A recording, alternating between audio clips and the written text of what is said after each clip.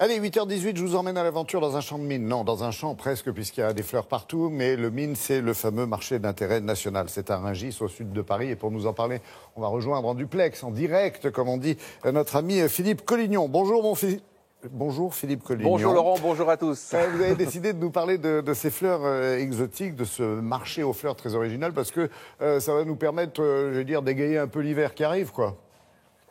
Exactement Laurent, l'hiver sera moins triste avec toutes ces fleurs colorées qui nous entourent aujourd'hui. Regardez, l'idée c'est de fleurir des petits et des grands vases sur une très longue période.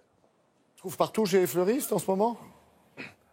Oui, c'est la pleine période, ça démarre en novembre avec un petit pic en décembre et puis après ça diminue lentement. Alors le marché des fleurs exotiques, c'est pas le marché des fleurs traditionnelles comme la rose ou même la tulipe, mais il est en constante augmentation depuis plus de 10 ans, Laurent.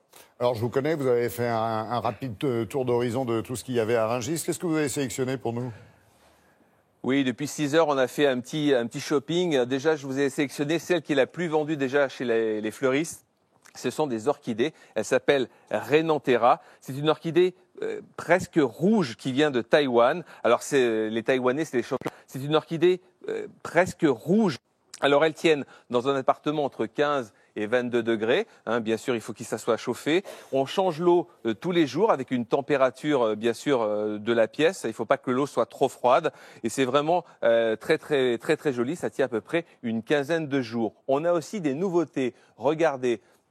Toujours des orchidées, des dendrobiums, c'est la dendrobium Mozart. Regardez la fleur, elle est délicatement, on dirait qu'elle a été peinte par un grand maître. Vraiment très beau, tenue aussi 15 jours. Celle-ci nous vient de Thaïlande. Et puis vous avez, regardé, celle qui se vend aussi très facilement. Ce sont les Phalaenopsis, l'orchidée papillon. Regardez, elles sont livrées comme ça, protégées par du coton pour qu'elles arrivent vraiment en pleine forme ici en France. Et puis vous avez une orchidée qui est produite en Italie, le sabot de Vénus. Elle est presque verte, celle-ci. C'est vraiment un petit bijou. On la met dans des soliflores ou largement associée avec du feuillage. Magnifique orchidée qui tient aussi une dizaine de jours en vase. Oui, c'est ça, parce qu'il faut savoir les mettre en valeur une fois qu'on les a achetés quand même.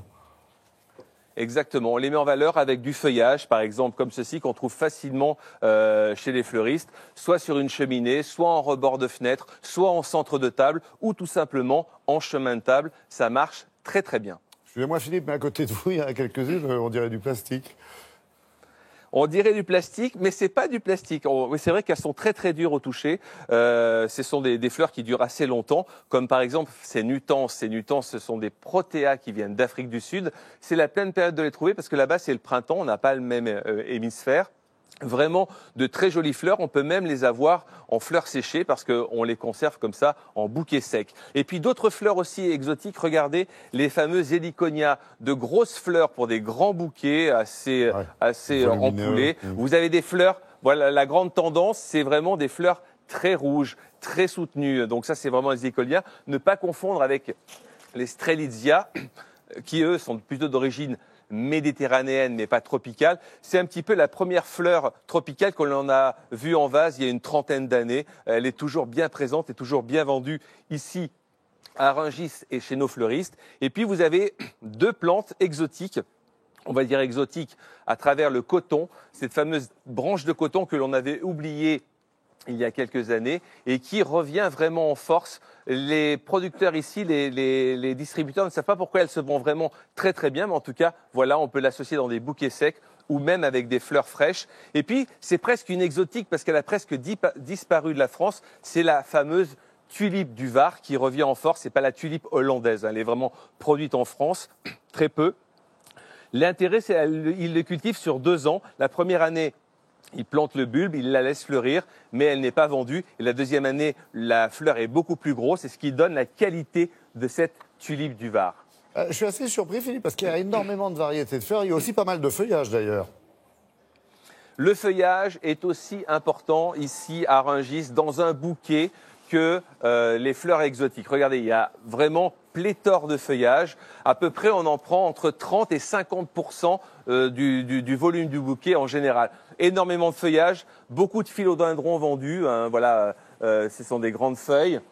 Des feuilles un peu plus étroites, comme par exemple les pandanus, qui donnent vraiment de la hauteur au bouquet, qui donnent vraiment de la majesté au bouquet.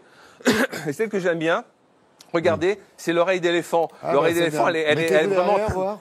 Ah ouais, c'est Voilà, pas mal. l'oreille, regardez. Voilà.